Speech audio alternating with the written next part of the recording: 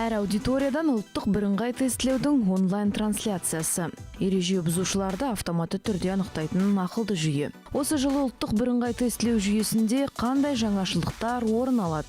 Толығырақ Цифрлық Қазақстан хабарының бүгінгі санында. 130 мыңнан астам оқушы ұлттық бірыңғай тестілеуге онлайн тіркелді. Бұл осы жылғы мектеп бітірушілердің 85%. Қазақстанда тұңғыш рет ұлттық бірыңғай тестілеуді өткізу үшін электронды тіркеу осындай ауқымда қолданылды. Демек, төтенше жағдай цифрландыруды біршама тездетті. Работу по переходу мы начали еще с прошлого года. Мұндай форматқа көшу жұмыстарын былтыр бастаған едік. Мәселен, өтініштерді онлайн қабылдауды 19 желтоқсанда жүзеге асырдық.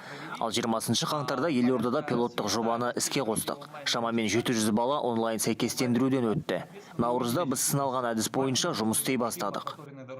Осылайша жоба өзінің тиімділігін көрсетті. Бұл кейбір студенттерге тестілеуді қайтадан өту үшін екінші рет берілген мүмкіндік болды. Себебі тіркелген 131 мыңның 20-сы өткен жылдары бітірген түлектер. Технически это будет вот так вот. Техникалық тұрғыда бұлай болады. Бақылаушы қолындағы телефонды мектеп бітірушіге бағыттайды. Оны сәйкестендіреді. Жасыл белгіні алғаннан кейін оқушы емтиханға жіберіледі. Мұның бәрі байланыссыз режимде жүзеге асырылады. Паспорт рұқсаттама ұсынудың қажеті жоқ. Емтихан тапсырушы тізім бойынша тексергенін күтіп тұрмайды. Бәрі автоматтандырылған. Тіркеу биометриялық сәйкестендіру арқылы өтті. Ол үшін оқушыларға камераның алдында болу міндеттелді. Жүйе деректерді оқып, дерекқорда сақтайды. Осыған байланысты мектеп бітірушіге тестілеу үшін қандай да бір анықтама алудың қажеті жоқ. Мы же предлагаем простую онлайн-процедуру. Біз қарапайым онлайн-процедураны ұсынамыз. Мысалы, электрондық цифрлық қолтаңбаны алғандағы әдіспен ұқсас. Болашақ студент, яғни емтихан тапсыратын түлек онлайн сәйкестендіруден өтеді. Одан кейін ұлттық бірыңғай тестілеу сайты арқылы өтініш жібереді. Үлгіні толтырған соң оған емтиханның күні мен уақыты тағайындалады. Ол тіркеуден өтіп белгіленгеннен кейін емтиханға кіреді. Оған бірде-бір құжат қажет емес.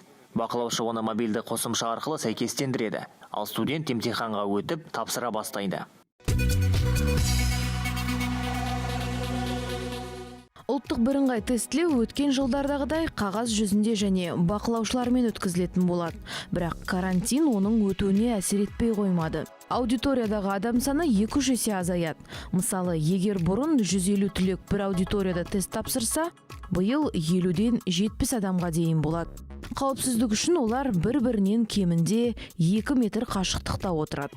Маска, қолғап және антисептиктердің болуы міндетті. Также я хочу отметить, что Сондай-ақ біз ата-аналардан ұлттық бірыңғай тестілеуге келмеуін сұраймыз. Өйткені ата-аналары мен туыстары жиі келеді. Бір сынақ тапсырушы және 3-4 қолдау тобы болады. Нәтижесінде адамдар көп жиналады.